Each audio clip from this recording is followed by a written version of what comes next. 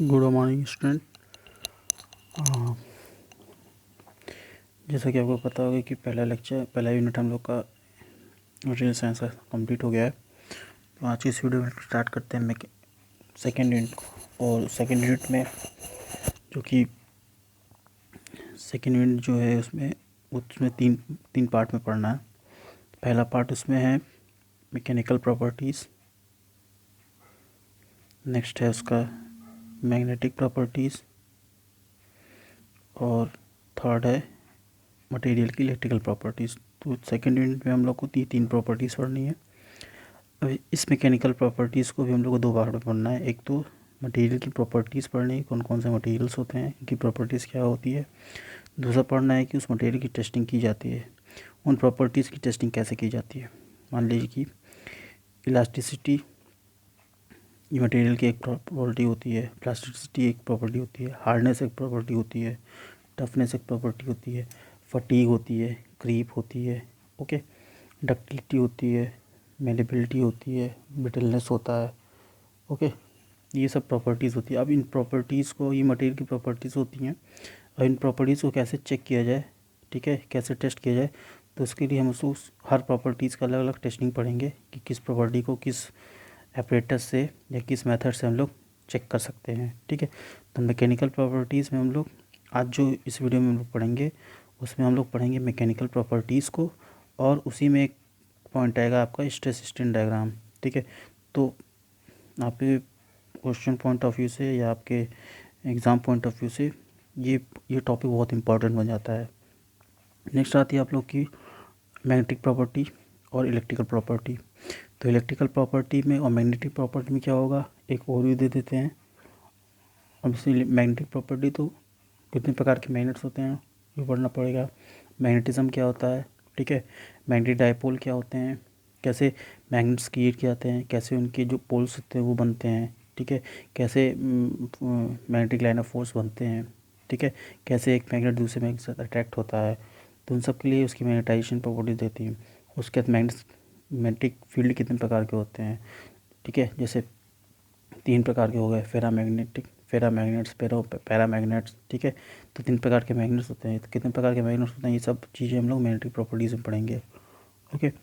उसके बाद आती है आपकी इलेक्ट्रिकल प्रॉपर्टीज़। तो मटेरियल की कुछ इलेक्ट्रिकल प्रॉपर्टीज़ होती हैं, जैसे कुछ मटेरियल बहुत अच्छे कंडक्टर ऑफ हीट होते हैं, या कुछ बैड कंडक्टर ऑफ हीट होते हैं, कुछ अच्छे कंडक्टर ऑफ इलेक्ट्रिसिटी होते हैं, कुछ अच्छे कंडक्टर ऑफ हीट होते हैं, ठीक है।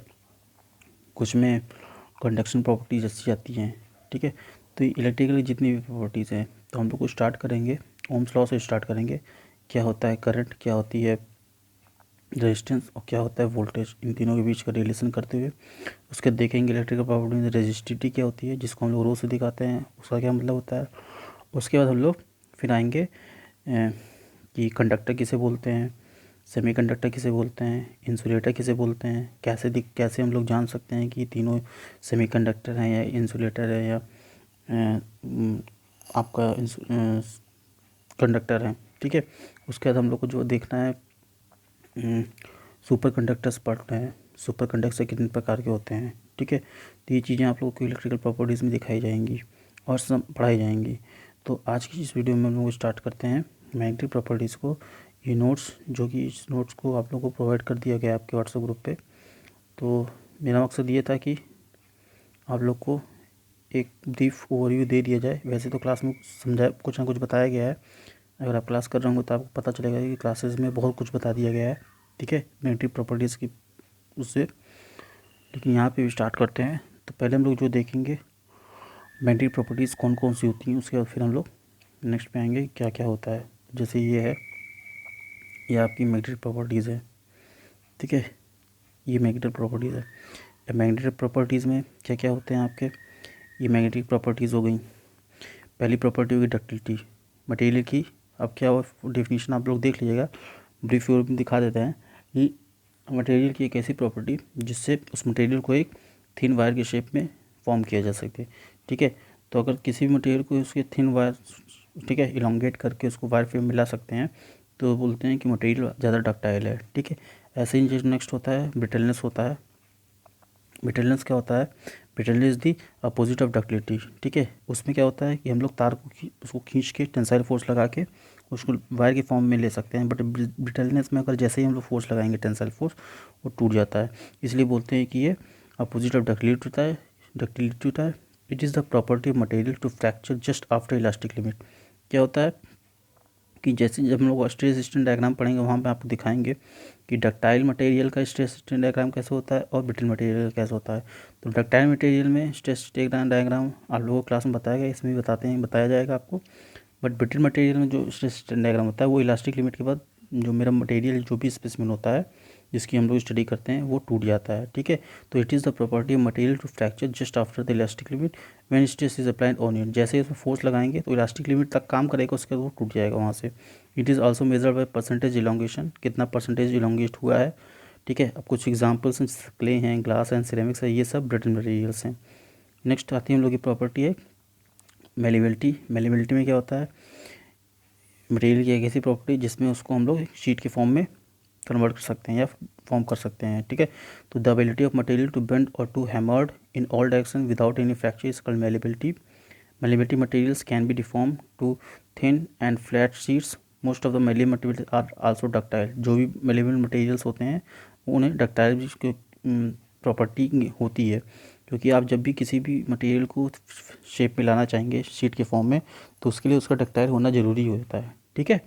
तो कुछ गुड एग्जांपल्स हैं, जैसे कॉपर हो गया, लेड हो गया, आपको एल्युमिनियम, गोल्ड, आयरन, ये सब मेलेबल मटेरियल्स हैं और मेलेबिलिटी के साथ इन लोगों को डक्टिलिटी भी प्रॉपर्टीज होती हैं। नेक्स्ट हम लोग का टफनेस। टफनेस क्या होता है, the ability of material to absorb energy before rupturing is called toughness, ठीक है। मटेरियल की एक ऐसी प्रॉपर्टी जिसमें फ्रैक्चर होने से पहले कितनी एनर्जी एब्जॉर्ब कर सकती है वो उसका टफनेस दिखाता है। Total area under stress diagram represent toughness, ठीक है। स्ट्रेस डायग्राम में जो भी आपका स्ट्रेस डायग्राम आता है उसको जो भी एरिया कवर करता है वो उसका टफनेस दिखाता है। आगे जब हम लोग स्ट्रेस डायग्राम पढ़ेंगे तो उसके बारे में एक एक प्रॉपर्टी के बारे में बताते चलेंगे। It is measured by impact test, ठीक है।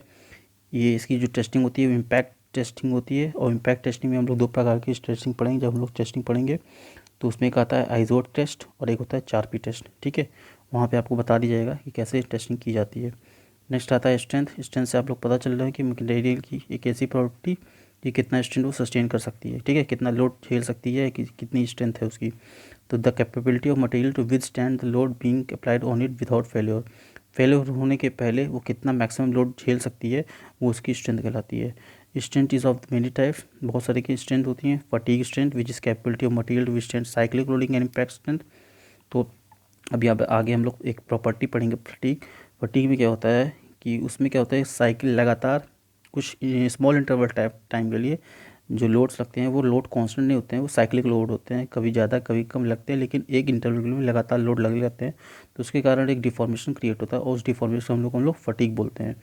तो फटीग के दौरान वो मटेरियल कितना सस्टेन हो पा रहा है, कितना लोड सस्टेन कर पा रहा है, तो वो बोलते हैं उसकी फटीग स्ट्रेंथ, ठीक है। And impact which is capability of material withstand suddenly apply load.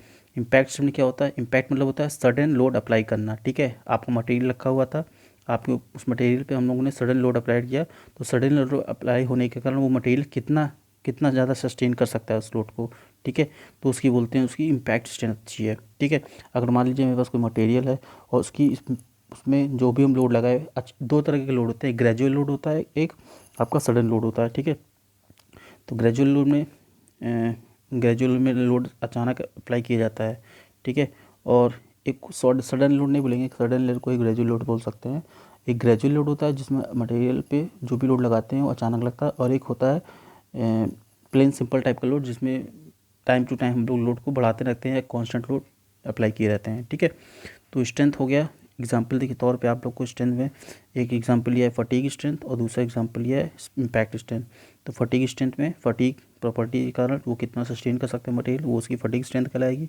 और इम्पैक्ट स्ट्रेंथ मतलब ग्रेजुअल लोड अप्लाइड लोड में जो भी मटेरियल कितना लोड सस्टेन कर पा रहा है इम्पैक्ट लोड को, वो उसका इम्पैक्ट स्ट्रेंथ कहलाता है, ओके।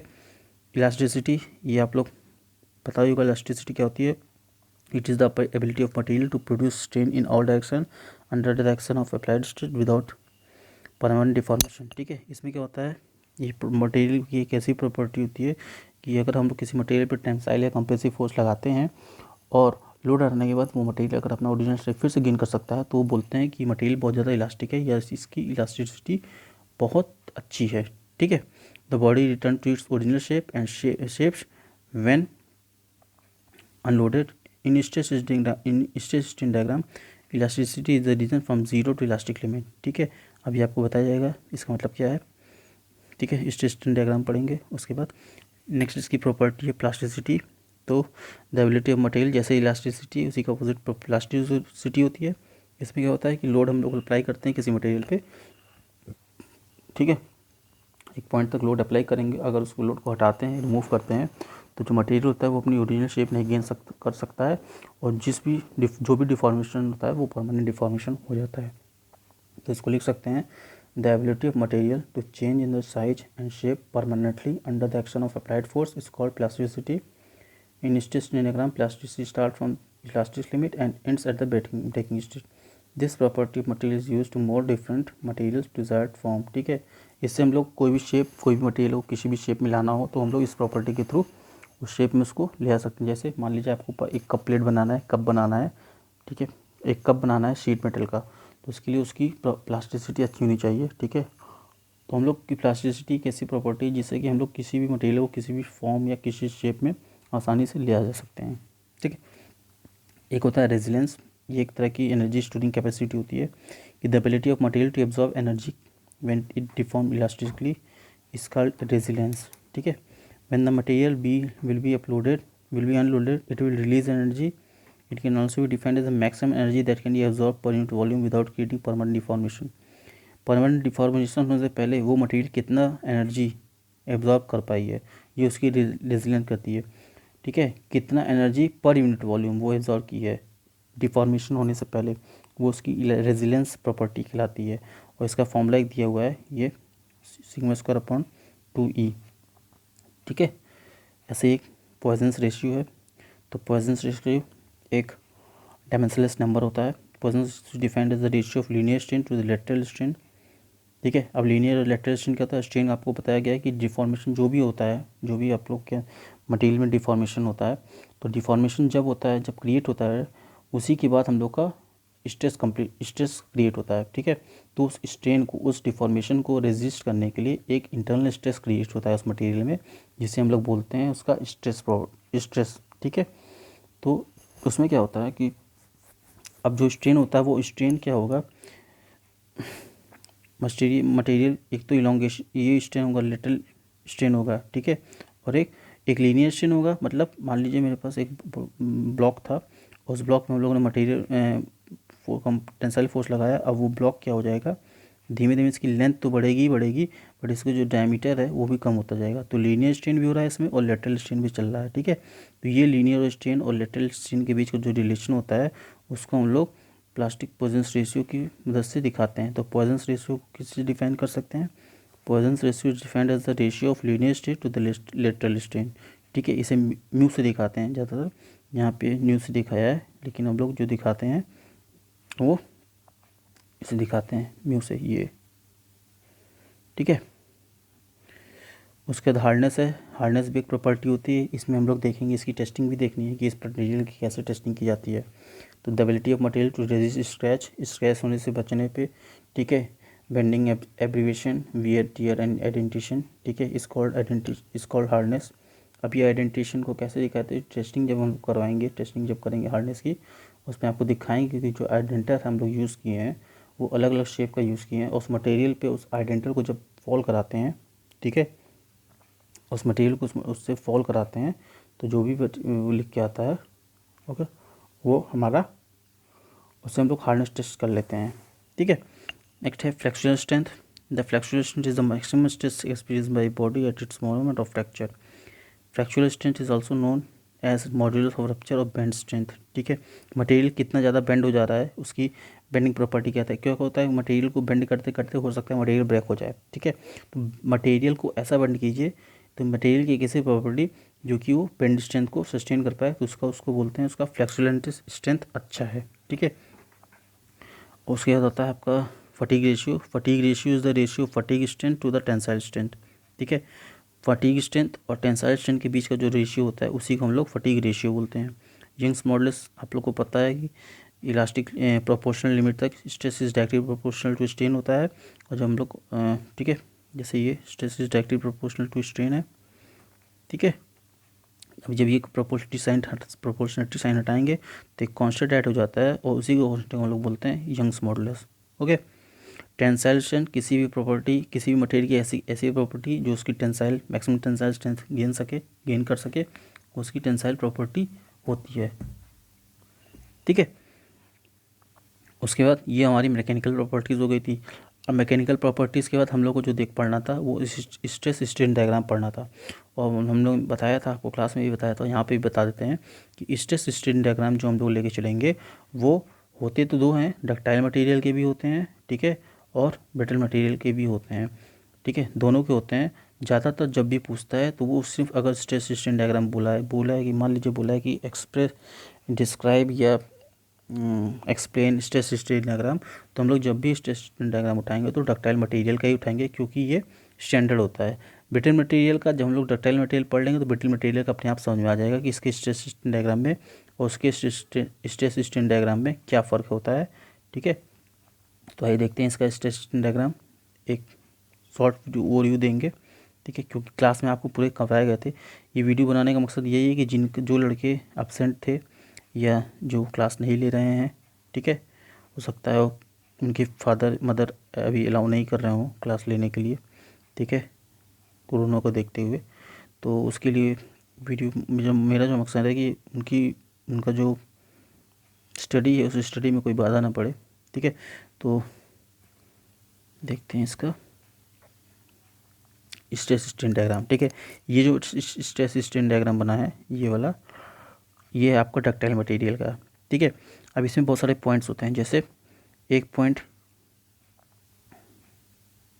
ये होगा, एक पॉइंट यहाँ पे होगा, एक यहाँ पे होगा, एक यहाँ पे होगा। थोड़ा ब्लैक से बनाते हैं इसको,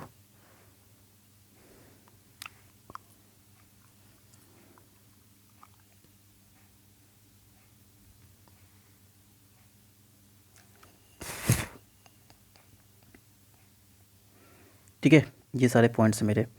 अब ये कौन कौन से पॉइंट हैं, जब आप इसको पूरा जो आपको नोट से पढ़ेंगे, ठीक है, तो आपको इतना पूरा पढ़ना पड़ेगा तभी होगा, समझ में आएगा। लेकिन उसके लिए पहले बता देते हैं, ये जो पहला पॉइंट है इस पॉइंट को बोलते हैं हम लोग प्रोपोर्शनलिटी लिमिट, ठीक है।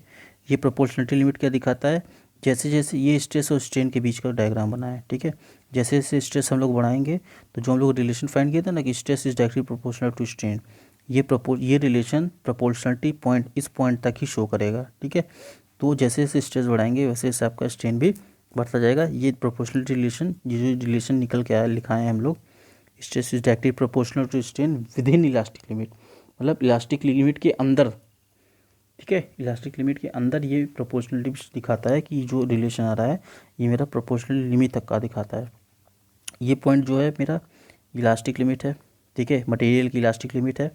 मटेरियल की इलास्टिक लिमिट मतलब कि मटेरियल को यहाँ तक हम लोग फोर्स लगा के यहाँ तक खींचे मटेरियल, उसके लोड हटा देते हैं तो मटेरियल अपने ओरिजिनल शेप पे इसके अंदर आ सकता है, ठीक है। तो यहाँ तक आप मटेरियल का खींच के उसका लोड हटाए, ठीक है, लोड हटाने के बाद अगर मटेरियल ओरिजिनल शेप में आ जाता है तो उसे बोलते हैं उसकी इलास्टिसिटी अच्छी है या उस मटेरियल की, हाँ, मटेरियल इलास्टिक है ये कह सकते हैं। नेक्स्ट आता है मेरा ये यहाँ पे आता है पहला जो आता है y1 और ये आता है y2, इसे बोलते हैं यील्ड स्ट्रेंथ, यील्ड पॉइंट। ये अपर यील्ड पॉइंट है, दूसरा yield point lower yield point है।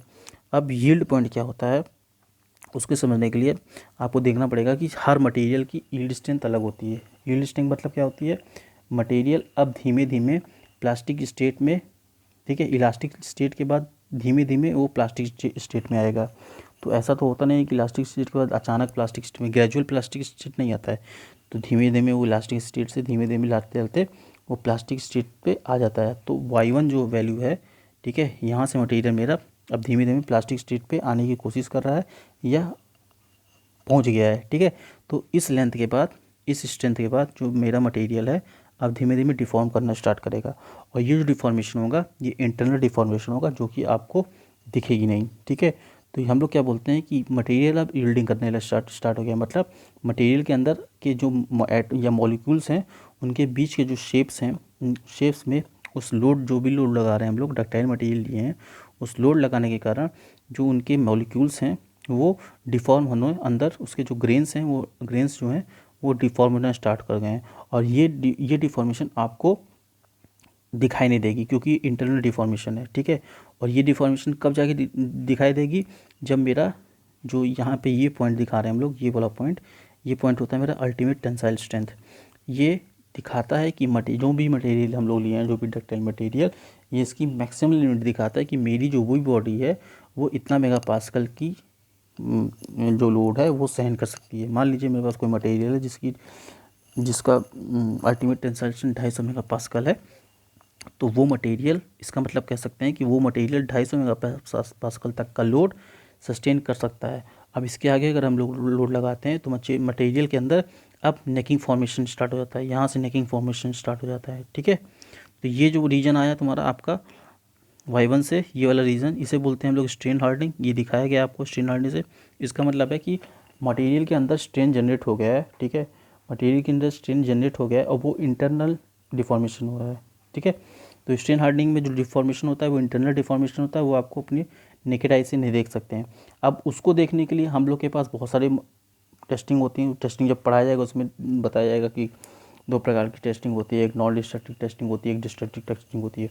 तो नॉन डिस्ट्रक्टिव टेस्टिंग की यूज़ से हम लोग पता कर सकते हैं कि इंटरनल मॉलिक्यूल की इंटरनल जो भी इंटरमॉलिक्यूलर डिफॉर्मेशन हो रहा है वो पता कर सकते हैं। बट जो आपको डिफॉर्मेशन दिखेगा, जो बाहर से डिफॉर्मेशन दिखने लगेगा, वो इसके अल्टीमेट टेंसाइल स्ट्रेंथ, मतलब इसके मैक्सिमम लिमिट के बाद से दिखने स्टार्ट हो जाएगा।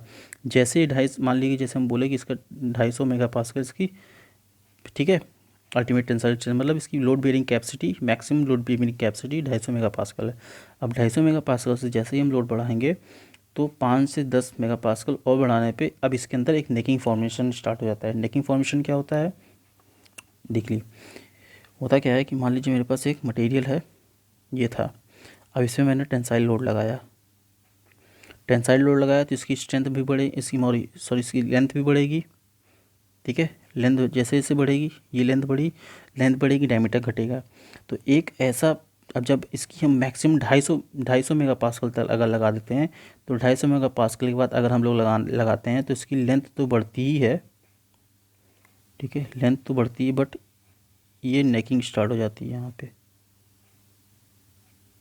ठीक है, यहाँ पे नेकिंग स्टार्ट हो जाती है। और यही नेकिंग जब और बढ़ाएंगे लोड, ठीक है, जैसे ही और लोड बढ़ाते हैं तो नेकिंग, जहाँ से भी नेकिंग स्टार्ट हुई तो मेरा जो ब्रेक पॉइंट होता है, फ्रैक्चर होता है मटेरियल का, वो इसी पॉइंट पे होता है। तो इस बोलते हैं कि इस जो भी मटेरियल, जिस पॉइंट पे मटेरियल फ्रैक्चर हुआ है, तो एक तो उसका होता है अल्टीमेट टेंसाइल स्ट्रेंथ कि मैक्सिमम लोड कितना सस्टेन कर सकता है, और किस लोड पे वो फ्रैक्चर हो रहा है, उस लोड, उस स्ट्रेस, उस लोड को भी हम लोग को कैलकुलेट करना पड़ता है। अगर और देखा जाए, थोड़ा डीप पढ़ाएंगे तो फिर फैक्टर ऑफ सेफ्टी सब पढ़ाना पड़ेगा कि अगर कोई भी ब्रिज बनता है तो ब्रिज की भी एक अल्टीमेट टेंसाइल स्ट्रेंथ होती होगी, बट हम लोग एक फैक्टर ऑफ सेफ्टी लेके चलते हैं। अब जैसे हम मान लीजिए कि मैंने एक ब्रिज बनाया जो कि 2000 किलो वेट सस्टेन कर सकता है, तो ऐसा तो है नहीं कि इंजीनियर 2000 किलो वेट ही सस्टेन करने के लिए बनाता है, तो कुछ आगे पीछे वैल्यूज़ आगे लेके चलता है कि 2000 से 2500, ठीक है। तो ये 2000 से 2500 वाला लिया है, इसे बोलते हैं फैक्टर ऑफ सेफ्टी, ठीक है। तो हर मटेरियल के अकॉर्डिंग हम लोग फैक्टर ऑफ सेफ्टी की वैल्यू लेके चलते हैं, और वो फैक्टर ऑफ सेफ्टी तो वो थोड़ा डीप हो जाएगा, फिर वो आपकी लिमिट का नहीं है, ठीक है, आपके लेवल का नहीं है, बट अगर समझाना चाहेंगे तो क्लास में समझा सकते हैं, ठीक है। तो क्या होता है, नेकिंग स्टार्ट हो जाती है। तो अल्टीमेट टेंसाइल स्ट्रेंथ जैसे ही मटेरियल अपना मैक्सिमम लिमिट पार करता है, उसके धीमे धीमे इसमें नेकिंग स्टार्ट हो जाती है, नेकिंग फॉर्मेशन। और इस नेकिंग फॉर्मेशन में एक ऐसा पॉइंट आएगा जहाँ पे उस नेकिंग से ही मटेरियल मेरा फ्रैक्चर कर जाता है, तो उसे बोलते हैं कि मेरा मटेरियल अब फ्रैक्चर कर गया है, ठीक है। तो ये जो इतना पॉइंट्स हैं, ये जितने भी पॉइंट्स हैं, ये सभी पॉइंट्स की यहाँ पे आपको डिस्क्राइब किया गया है। प्रोपोर्शनलिटी लिमिट क्या होती है, इलास्टिक लिमिट क्या होती है, यील्ड पॉइंट क्या होता है। अब yield point is the point which shows the stress at which little increase in stress result to large increase in strain, that is material continues to deform without increase in load, ठीक है। Material अपने आप with load, मतलब load लगाया नहीं है लेकिन तब भी उसके अंदर स्ट्रेन आ रही है, तो वो स्ट्रेन जो हो रही है वो इंटरनल स्ट्रेन हो रही है, ठीक है। At this point the material will have permanent deformation हो जाता है, मतलब प्लास्टिक स्टेज में आ जाती है। इट इज़ मतलब ठीक है, सिग्मा वाई फॉर्म में दिखाते हैं, अपर यील्ड, लोअर यील्ड, ये सब बताया गया आपको। अल्टीमेट टेंसाइल स्ट्रेंथ जो भी बताया गया है वही सब लिखा है इसमें, ठीक है। फ्रैक्चर स्ट्रेस क्या होती है? फ्रैक्चर स्ट्रेस एक ऐसी पॉइंट होती है जहाँ पे मटेरियल में फ्रैक्चर कर जाता है, ठीक है। उसके लिए रीजन्स दिखाए गए हैं, ये रीजन्स दिखाए गए हैं, जैसे कि ये मेरा प्रोपोर्शनलिटी लिमिट है, ये इलास्टिक लिमिट है। तो प्रोपोर्शनलिटी लिमिट के अंदर जो भी रीज़न आया है उसको दिखाया गया है। अब ये जो रीज़न दिखाया गया है ये इलास्टिक लिमिट तक दिखाया गया है, ठीक है। इलास्टिक पॉइंट के अंदर जो भी ग्राफ बन रहा है मेरा, इसे बोलते हैं इसका इलास्टिक रीजन है। यील्ड पॉइंट से लेके और मेरा y1 से y2 जो भी ग्राफ बन रहा है उसे बोलते हैं उसका यील्ड रीजन है, ठीक है। नेक्स्ट हमारा यील्ड पॉइंट से लेके अल्टीमेट टेंसाइल स्ट्रेंथ बताया गया था, ये जो रीजन बन रहा है, ठीक है, इसे बोलते हैं स्ट्रेन हार्डनिंग, ये दिखाया गया है, ठीक है। तो area under this curve sigma और इसकी स्ट्रेन के बीच में, तो ये रीजन्स भी इंपॉर्टेंट होते हैं, ठीक है। तो स्ट्रेन हार्डनिंग इसे बोलते हैं। कभी कभी हो जाता है कि स्ट्रेन हार्डनिंग को डिफाइन कीजिए, ठीक है। उसका जो रीज़न मेरा बन रहा है वो अल्टीमेट टेंसाइल स्ट्रेस का बन रहा है, जहाँ पे हमारा बताए थे कि अल्टीमेट स्ट्रेस जैसे ही ये मैक्सिमम लिमिट लोड करता है, ठीक है, उसके बाद यहाँ पे नेकिंग फॉर्मेशन स्टार्ट हो जाता है। तो ये जो रीजन दिखा रहा है नेकिंग का दिखा रहा है कि नेकिंग हो गया, अब यहाँ पे मेरा मटेरियल क्या हो गया, फ्रैक्चर कर गया। तो ये चीज़ दिखाया गया, समझाया गया है इसी में, जो जो चीज़ समझाया है वही चीज़ लिखा है, ज़्यादा अलग से कुछ नहीं लिखा है, जो भी समझाया गया है, ठीक है। उसके बाद इलास्टिक रीजन क्या होता है, plastic region, yielding region, strain hardening सब बताया गया है। अब यहाँ पे आ जाता है ब्रिटल मटेरियल का। तो ब्रिटल मटेरियल का देखिए स्ट्रेस स्ट्रेन डायग्राम ऐसा है, ठीक है। अब इसका अगर हम लोग अच्छे से देखते हैं, कोई मिल जाए कोई, इसमें तो दिया नहीं है। इसमें क्या होता है, मान लीजिए ये स्ट्रेस स्ट्रेन डायग्राम है, इसका भी एक प्लास्टिक पॉइंट होगा, प्रोपोर्शनलिटी लिमिट होगा जिसे पी से दिखाएंगे, और एक यहाँ पे होगा इलास्टिक लिमिट, ठीक है। अब इलास्टिक लिमिट से जैसे ही हम लोड आगे बढ़ाते हैं तो ये जो ब्रेकिंग हो जाती है, मटेरियल मेरा यहाँ से ब्रेक कर जाता है, ठीक है। तो ब्रिटल मटेरियल का यही प्रॉपर्टी होता है कि यहाँ पे तक तो ये sigma is directly proportional to strain दिखाएगा, ठीक है। वो जो रिलेशन तो वो दिखाएगा प्रोपोर्शनल लिमिट तक। इलास्टिक लिमिट तक भी आपको वैल्यू जो दिखाएगा, जो भी आप लोग डक्टाइल मटेरियल में पढ़े वो सब चीज़ यहाँ पे होगा। बट जैसे ही इलास्टिक पॉइंट से हम लोग ज़्यादा वैल्यू बढ़ाते हैं, ये मटेरियल ब्रेक कर जाता है, ठीक है। तो ब्रिटल मटेरियल में आपको बस ये याद रखना है कि इसका स्ट्रेस स्ट्रेन डायग्राम कैसे बनता है, ब्रिटल मटेरियल होता क्या था है, वो सब आप लोग जानते ही हैं, ठीक है। इसका मेन होता है इसका डायग्राम, क्योंकि कभी कभी एग्जामिनर डायग्राम पूछ देता है, बोलता है कि एक्सप्लेन या describe stress strain diagram of ductile material and draw the stress strain diagram of brittle material. तो डिस्क्राइब तो आपको स्ट्रेस स्ट्रेन डायग्राम डक्टाइल का करना है, बट आपको ड्रॉ करना होगा ब्रिटल मटेरियल का भी। तो क्वेश्चन को अपग्रेड करने के लिए, क्वेश्चन को बढ़ाने के लिए वो लोगों लगा देते हैं। वही चीज़ यहाँ पे भी है, जो चीज़ आप लोग डक्टाइल में पढ़े हैं वही चीज़ यहाँ पे भी है, ठीक है। उसके मेरा अल्टीमेट स्ट्रेस आता है, अल्टीमेट स्ट्रेस तभी होगा, ठीक है, ब्रिटल मटेरियल का अल्टीमेट स्ट्रेस हमेशा कम होगा, ठीक है, उसका मटेरियल मेरा ब्रेक कर जाएगा। तो ये जितनी भी प्रॉपर्टी, आप इसमें पढ़ना क्या क्या चीज़ है आपको, जो आपको पढ़ना तो वैसे जितना है नोट्स सभी दिए हैं, आपको यहाँ से स्टार्ट करके जितना भी है ये सब पढ़ना है, और कुछ अलग से नहीं है, सब सिंपल फॉर्म में। ये मेरा खुद का बनाया हुआ नोट्स है, मतलब मेरा खुद का बीटेक का नोट्स है, ठीक है। तो इजी पॉइंट में यहाँ से आपको सब मिल जाएगा, ठीक है। मैकेनिकल प्रॉपर्टीज़, या आप लोग को कुछ असाइनमेंट भी दिए थे, उसमें कुछ लोगों ने ज़्यादा मतलब कम से लिखा था, ठीक है। ये सब वैल्यूज़। अभी हम लोग का एक चीज़ बच रहा है फटीग और क्रीप, इसमें नहीं है वो, ठीक है। अभी हम देखे तब हमको याद आया कि फटीग और इसमें क्रीप नहीं है, तो फटीग और क्रीप का आपको अलग से नोट्स दे दिया जाएगा, ठीक है। फटीग में बताया था कि साइक्लिक लोडिंग होती है, एक इंटरवल ऑफ टाइम, एक स्मॉल इंटरवल ऑफ टाइम के लिए लगातार साइक्लिक लोडिंग अलग अलग, कहीं कभी 20 मेगापास्कल लग रही है, कभी 30 मेगापास्कल लगी, मतलब लोडिंग लगातार लगती जा रही है। जैसे कि आप लोग स्क्रू जैक ले लीजिए, ठीक है, स्क्रू जैक ले लीजिए, या कोई ऐसा स्ट्रेंथ चीज़ ले लीजिए जिसमें लगातार साइक्लिक लोडिंग लग रही है। और क्रीप में क्या होता है, क्रीप में क्या होता है कि एक मटेरियल, जो भी मटेरियल है, मान लीजिए एक ऐसा मटेरियल है जो कि ऐसी जगह रखा है जहाँ पे उसका टेम्परेचर बहुत ज़्यादा है, और टेम्परेचर ज़्यादा होने के कारण उसके प्लस टेम्परेचर ज़्यादा है, और उसके बाद हम लोग लोड भी लगा रहे हैं, तो उसके कारण उसमें जो फेल्योर आता है, या उसमें जो भी फेल्योर आता है उस मटेरियल में, ठीक है, जो भी डिफॉर्मेशन आता है, वो डिफॉर्मेशन एक तो ज़्यादा जो टेम्परेचर की वजह से, टेम्परेचर तो है ही, टेम्परेचर की वजह से वो भी के कारण भी मटेरियल स्मूथ होगा, सॉफ्ट होगा, और प्लस अलग से लोड लग रहा है, तो उसके कारण जो फेल्योर आता है उस फेल्योर को हम लोग क्रीप बोलते हैं। तो फटीग और क्रीप का आप लोग को नोट्स अलग से दे देंगे। और उसके बाद ये चीज़ें आपको नहीं पढ़नी है, ये चीज़ें काफ़ी डिटेल हो जाएंगी। एक चीज़ आप लोग याद कर सकते हो ये यंग्स मॉडुलस है, ये बल्क मॉडुलस है, ये शियर मॉडुलस। जैसे यंग्स मॉडुलस होता है स्ट्रेस स्ट्रेन क्या होता है कि सिग्मा जिसमें होता है सिग्मा इज इक्वल टू, ये होता है स्ट्रेन, ये हटाते हैं तो क्या आता है, इसे यंग्स मॉडुलस बोलते हैं। वैसे ही शियर मॉडुलस होता है, उस शियर मॉडुलस में क्या होता है, शियर स्ट्रेस हो जाता है और शियर स्ट्रेन आ जाती है। तो शियर स्ट्रेस को टाउ से दिखाते हैं, इज इक्वल्स टू, ये 5 हो जाता है मेरा स्ट्रेन, ठीक है, टाउ इज इक्वल्स टू 5, ठीक है। यहाँ पे क्या होता है, स्टार्टिंग वही होती है, shear stress is directly proportional to shear strain, ठीक है। जब इसकी प्रोपोर्शनलिटी साइन हटाएंगे, ठीक है, उसके बाद एक कॉन्स्टेंट जो होता है जिसे हम लोग शियर मॉडुलस, जो कि जहाँ पे बताया था कि जी से भी दिखाते हैं, कहीं कहीं सी पे भी दिखाते हैं, कहीं कहीं एन से भी दिखाते हैं। तो तीनों इसकी कांस्टेंट जो हमेशा यूज होते हैं। तो शियर मॉडुलस होता है, ऐसे ही बल्क मॉडुलस होता है। बल्क मॉडुलस में क्या होता है कि वॉल्यूमेट्रिक स्ट्रेस, ठीक है, वॉल्यूमेट्रिक मतलब वहाँ पे एक वॉल्यूम होता है कोई भी मटेरियल का, एक मान लीजिए क्यू है और उसमें हम लोग स्ट्रेस लगाए, तो इस स्ट्रेस लगाने के कारण, शियर स्ट्रेस लगाने के कारण जो भी इसके वॉल्यूम में चेंज आता है, ठीक है, उसे बोलते हैं उसका वॉल्यूमेट्रिक स्ट्रेन।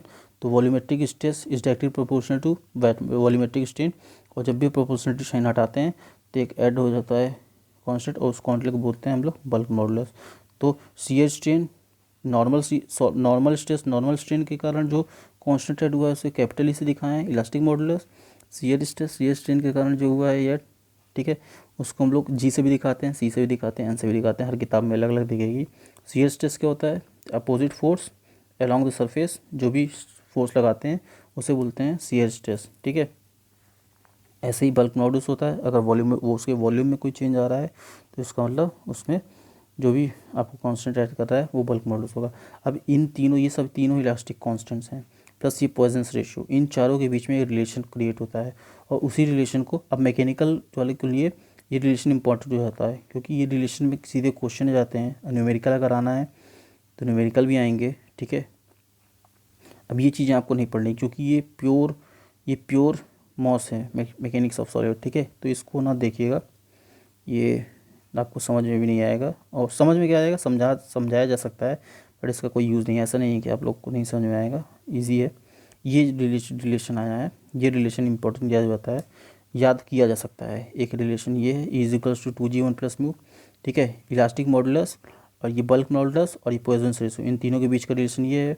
उसके बाद फिर देखिए इलास्टिक मॉडुलस, उसके बाद शियर मॉडुलस और पॉइजन रेशियो के बीच का रिलेशन ये है। उसके बाद यहाँ पे देखिए, यहाँ पे तीनों constant, elastic modulus, shear modulus और बल्क मॉडुलस, इन तीनों के बीच का रिलेशन है। यदि तीनों रिलेशन अगर याद करना हो याद कर लीजिएगा, वैसे आपके कोर्स में है नहीं, बट अगर आपने इलास्टिक मॉडुलस पढ़ा है तो ये रिलेशन याद होने चाहिए। अब इस पर न्यूमेरिकल हम लोग का बनता है, ठीक है। मैकेनिकल वालों को या तो रिलेशन पूछ देगा या बोलेगा रिलेशन को एक्सप्रेस कीजिए, कैसे लाया गया है, डिराइव कीजिए, नहीं तो सीधे इसमें न्यूमेरिकल आ जाता है, ठीक है। तो आपको पढ़ना क्या क्या है, जो जो चीज़ नहीं पढ़नी है उस चीज़ पे हम लोग टिक लगा दिए हैं, ये नहीं पढ़ना है आपको, ये नहीं पढ़ना है, ठीक है। ये आपके कोर्स पे है नहीं वैसे, बट हमारी तरफ से हम चाहेंगे कि आप इसको पढ़ लीजिएगा, क्योंकि रिलेशन है, कोर्स में है नहीं वो तो बात अलग हो जाती है, बट इसके बीच का रिलेशन है, तो रिलेशन में हो सकता है पूछ दिया जाए। तो जो जो पढ़ना है वो आप लोग को बता दिया गया है, सब पढ़ना है, स्टार्टिंग से ऊपर के सभी पढ़ने हैं।